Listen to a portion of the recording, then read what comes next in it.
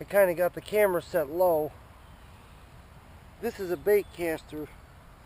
It's a Greg Loomis rod, bronze back, 6 foot 9 inches long. I think it's a medium heavy action. It's a medium fast action. I'm going to make this kind of a quick tutorial. This is your magnetic drive. This is what you use whenever you switch your lure for the weight. And that has a lot to do with the balance of the lure and the balance of your cast. So what I'm going to do here is just going to tie on a spinner bait and just show you quick.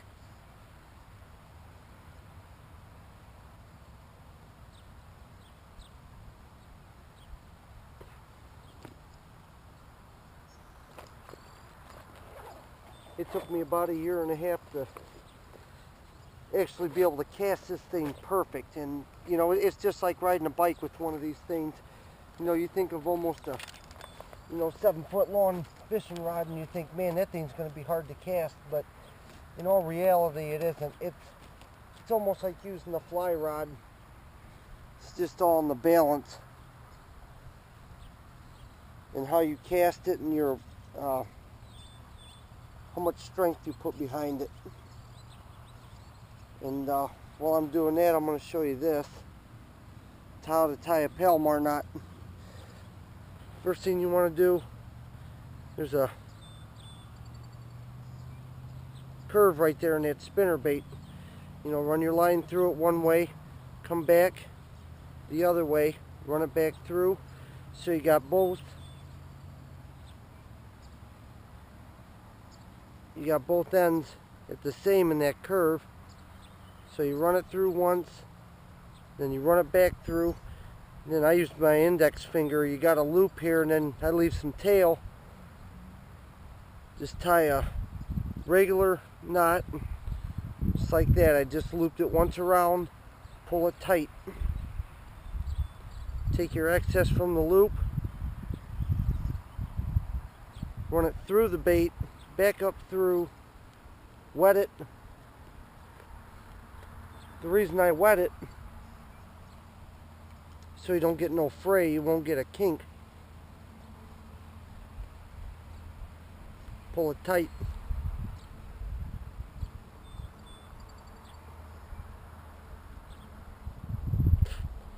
Leave about that much tail, maybe about 1/2 inch.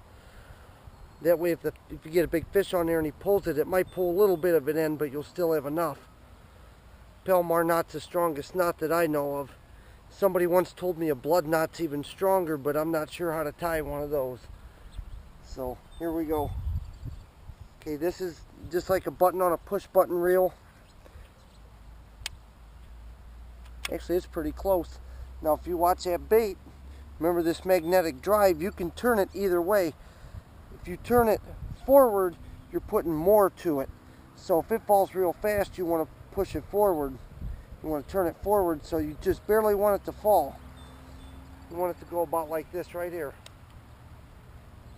About like that, just to where it barely falls, but just a little bit faster than that. Even like that right there.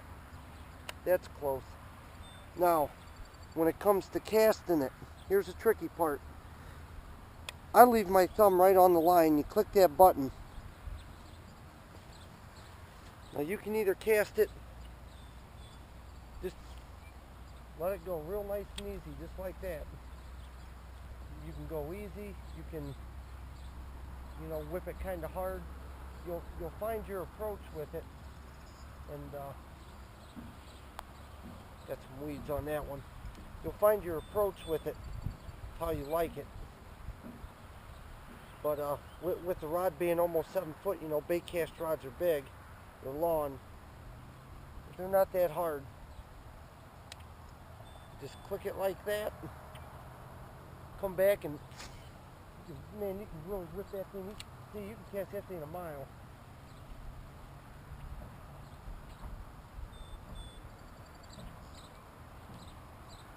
I think I got some weeds, but this is just a tutorial on how to use one. I got some weeds on that cast, so it's all in that magnetic drive, how you have it set up and your weight. So every time you switch your lure, you have to readjust it. Just take the magnet and tighten it, or loosen it, vice versa. And you just remember, you just want it where it can even fall like that, kind of like that. Get your weight adjusted. Now I'm going to try a couple different casts. You've seen me do an overhand. Sometimes I'll get a little finicky. I'm just used to doing it. Just kind of flip it over like that. So you know, and the thing is, I was going to cast it in that corner. And after you use one of these for so long, you just become accustomed to it. I mean, you can, let's see, let's pick out a spot. I'm going to just go straight out, kind of straight line. And I'm going to cast it like I just did before. See? Just like that. Right in a straight line. You know, you get used to one of these things and you won't touch a spin reel ever again. I'd say I use my baitcaster probably 60% of the time. And I've got like 6 or 7 spin reels, but this is kind of the go-to pole now because it's so consistent. Another thing I'm going to talk to you about is setting the hook with this. You'll get a 2-pound fish on here and it'll feel like 5. But the rod is built so sturdy, it feels like you got a log on there. But when you set the hook, you just go to your side, don't go up. Just go to your side and give it one good one.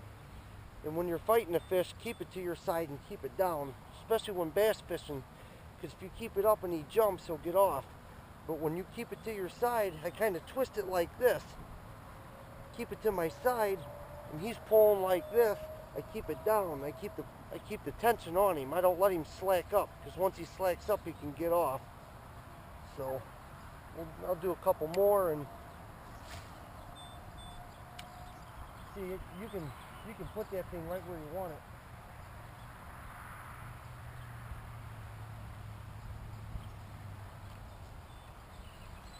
This is a Shimano Chronarch 100D7 7-bearing reel. I bought a real good one for my first baitcaster, but like I said, it took me a year and a half to get used to it. And it's a Chronarch 100D7 7-bearing, Greg Loomis bronze back 6'9". I got a long rod because I like to cast far and fish deep. So you know, you just kind of get accustomed to it, and boom. See, I can put that thing right at the edge of the weeds every cast. So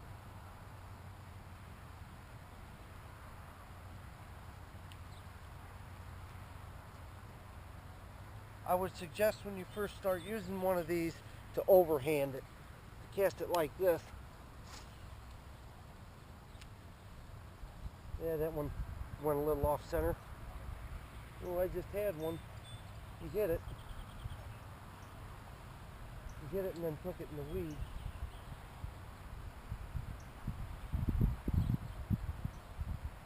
One other thing I have to say is you want to use heavy line when using the baitcaster. I use 12 on this. They recommend anywhere in between 10 and 20, but I use 12. You know, that's kind of ideal. You know, and it don't bird nest or anything like that. You know, the heavier you use, the more of a backlash you're apt to get. So, ooh, that one went way off.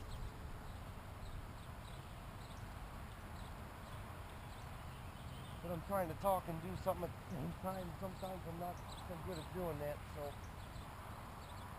try one more here, and let's see. Let's pick out a spot right there in the side pocket corner over there. I'll just boom right there. That's pretty close.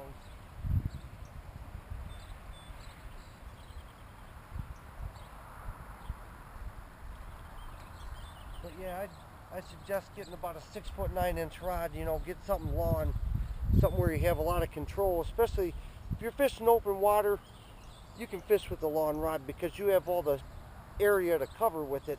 You know, and you can go left or right without hanging it in a tree or anything like that. But yeah, when using a baitcaster, definitely get a about a 6.5, 7-foot rod. Get you a good reel, you know, you get you a good setup, man. You can put that thing in there every time. Alright guys, take care.